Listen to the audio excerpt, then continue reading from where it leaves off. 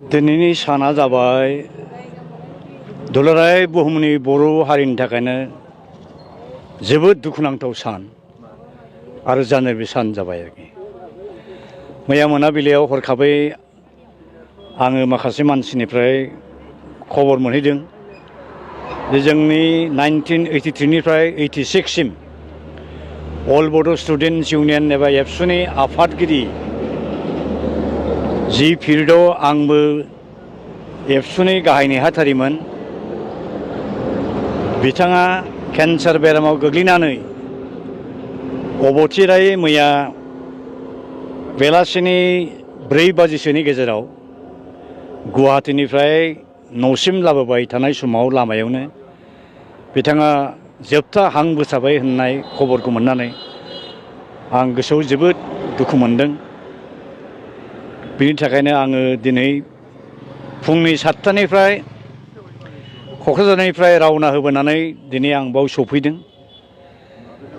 बिथांनो आङो घाट बारनो थाखाय 7 थाखा रां, बिबार बारनैसो बावफैनो मोननानै आरो बिथांखौ जोबथा खेबनि थाखाय बे बुहुमनिफ्राय बिदाय हरनो आं सफैदों। बे खाबुखौ आं मोननायबो जाबाय। दुखुनि गेजेराव आंहा गोजोननायबो थाबाय। दाखालि जुलाइ दाननि 16 थारिखआव लामा लामा आं उदालगुरियाव फैनाय समाव मटर सायाव हठात करि आं नायफ्लांबाय आंनि मबाइल फनखौ। बेयाव नुबाय आङो कोरेन बसुमतारी बिथाङा केन्सार बेमार गोग्लैनानै गोब्राब जब्रायाव गोग्लैनानै न'आव दुखु खस्थ' सहायगासिनो दं। लोगो लोगो आं लामायावनो मोनसे थांखि लाबाय, जेरैखि जायाब्लाबो दिनै आं बिथांखौ न'आव थांनानै लोगो हमहैनांगोन। उदालगुरियाव सफैग्रोमोनानो आंनि हाबाफारियाव थांनायनि सिगां माखासे जोंनि बै समनि एबसुनि दैदेनगिरि मावथि लोगोफोरखौ लाफानानै रौता सारिआलियाव थानाय कोरेन बसुमतारी बिथांनि न'आव जों हाबफैदों। बिथांजों लोगो मोनैया बिराद गोबाव जाबायमोन। दुखु सुखुनि खोथा सावरायबाय। आं ओरैबायदि गोजोननाय मोनदों, बिथाङा गेजेर समाव जायफोर बाथ्राफोरखौ साननो हास्लाबाखैमोन, बे बाथ्राखौ साननानै बिथाङा गावनि गोसोआव खिलिफैनाय असे थार बाथ्राफोरखौ बिथाङा बुंनानै गालांदों। आंखौ खावलायदों, नोंथाङा दाबोनो जे आलादा बड'लेण्ड हादोर सोरजिनायनि सिमांखौ जे गाराखै। आंहा देहाया नोरजिया जाबाय। नोंथांनि सायाव आंनि ब्लेसिंसआ बेनो, नोंथाङा गोथां समसिमाव आइ आफा रायजो राजा बर' फिसाफोरखौ लानानै थैथां आलादा बड'लेण्ड हादरनि सोमावसारनायखौ नोंथाङा जागायफिनदो। आंनि देहाया हालाबो गोसो मोदोम जों नोंथांनि नाजानायाव जे आलादा बड'लेण्ड हादरनि सोमावसारनायखौ जुरिफिननो नागिरदों, बेवहाय आंहा पुर्नदम समर्थन दं, मदद दं होननानै बिथाङा बुंदों।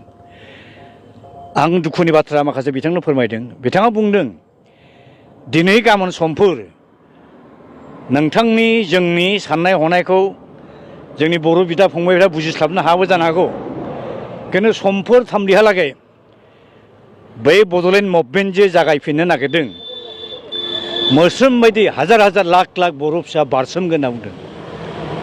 बिथाङा जि मोनसे भबिष्यत बाণী होलांदों, बे भबिष्यत बाणीया दिनै मोगथाङाव जाफैनो नागिरदों।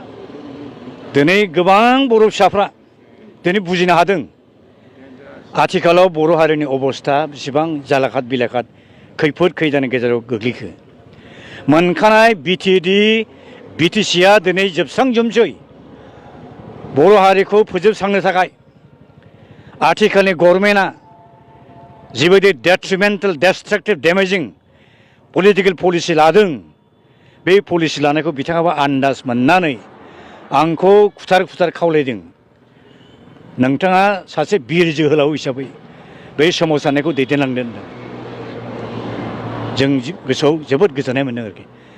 बिथांनि बे माखासे बाथ्रा बुंनायखौ इउटुबार सासे फैनानै ससियेल मिडियायाव फोसावनाय लोगो लोगो बड'लेण्ड आरो बर' दुनियाया बुजिनो हादों बिथाङा जे गमामायैनो सासे आसोल थार स्पिरिटनि रिभलिउसनारि बिगियारि बर' सासे दैदेनगिरिमोन बेखौ बिथाङा गावनि बे 16 जुलाइआव होनाय इन्टारभिउनि गेजेरजों बर' हारिया मिथिनो हादों आरोखि बिथांनि जे सोरगोआरि जिउ सोलेर बे सोरगोआरि जिउ सोलेरा जाहाथे आफा आनान गसाइनि साखाथियाव आलो गोजोनै थानो जाहाथे खाबु मोनो बिनि थाखायनो आफा आनान गसाइनि खाथियाव आं आर'ज गाबहरबाय आरो बिथांनि सोरगोआरि जिउ सोलेरनिसिम आंनि मोनसे आपिल आंनि मोनसे खावलायनाय बिथाङा दिनै जोंजों गैला थेवब्लाबो बिथांनि जिउ सोलेरा जाहाथे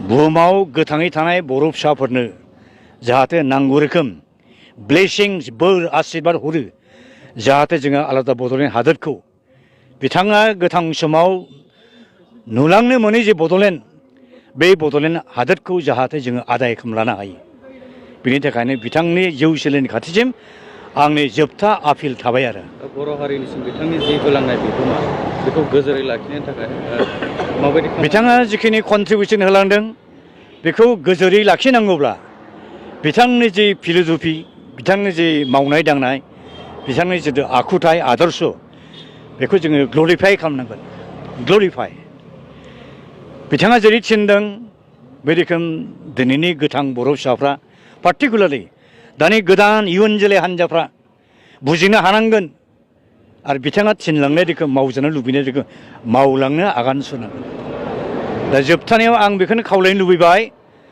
जे करेन बिथां बायदि मानसिया दिनै जोबलांबाय आरोखि नों आंमालाय बेसे गोबाव थागोन